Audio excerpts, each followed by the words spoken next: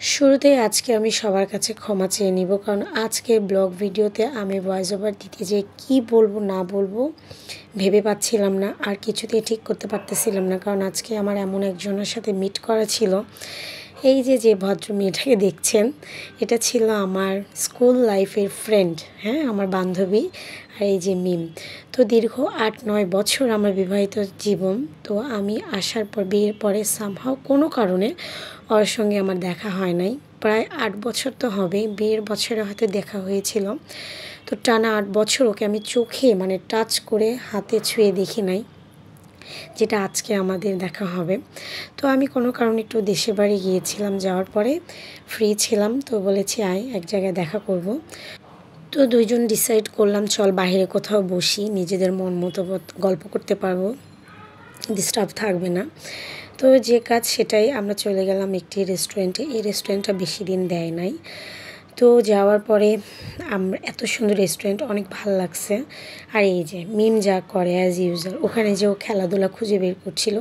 এই যে একজন ভাইয়া আর ওনার ছেলে এখানে খেলছিল, মিম ওনাদের সঙ্গে জয়েন করেছে। ভাইয়াটা এত ভালো ছিল, মিমকে না খেলা শিখাচ্ছিল কীভাবে গুটিটা দিতে হয়, কি করতে হয়। আর ও না কী সুন্দর ওদের সঙ্গে মিশে গিয়েছে।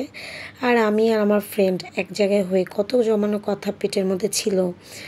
তো আরও বাকি 5টা বন্ধু-বান্ধবের কথা জিজ্ঞেস করতেছিলাম, কি কেমন, কোথায় কি কীভাবে কি করছে। এক একজন সেটেল, এক একজন দেশের বাইরে, কেউ বা পড়াশোনা করছে, কেউ বা আমার মতো সংসারে ঘানি টানছে, যেটা আমি টেনে ফেলছি। তারপর আমার খাবার অর্ডার করেছিলাম। অর্ডার করার পরে তো আমার বান্ধবী বলল, শুধু তোর সাথে আমি মিট করব না, আমি তো দুলাভাইয়ের সাথে মিট করব। তো আর কী করা, মিমের বাবাকে ডেকে নিলাম। মিমের বাবা আর আমার দুলাভাই এক জায়গায় ছিল, তো ওনারা দুইজনই আসছে। আর একটা কথা তো শেয়ার করতে ভুলেই গিয়েছি, আর এই যে ইনি, এটা ছিল আমার ফ্রেন্ডের পিয়ন্সে। কেন বলতেছি, যেই দিনে আমি কোথাও যাব, বিশেষ করে আমি নওগাঁ সান্তাহার থেকে কোথাও যাওয়ার জন্য প্ল্যানিং করব, সেই দিনই বৃষ্টি আসবে। আর এই বৃষ্টিতে তো আমি হার মানব না, দেখা করব বলেছি যখন করবই। তো আমি তো ভিডিওতে নাই, কিন্তু আমার বান্ধবী মেয়ের ড্রেস দেখে অনেকে বুঝতে পারছেন। আর এই যে মিমের আব্বু, দুলা ভাই, ওর পিয়ন্সে সবাই কিন্তু বৃষ্টিতে একদম রীতিমতো ভিজে ভিজে কাক ভেজা হয়ে আসছে। তো রেস্টুরেন্টে একটু ব্যাকগ্রাউন্ডে মিউজিক হচ্ছিল, ওখানে মিম নাচাগানা করছিল, ও ওর মতো এনজয় করছিল, আমি আমার মতো এনজয় করছিলাম। তারপরে বেশ কিছু ফটোশ্যুট করলাম। দেখেন পাকা বুড়ি। তো যাওয়ার সময় আমার বান্ধবী আর ওর ফ্রেন্ডসে এই মিমকে একটি ডল কিনে দিল।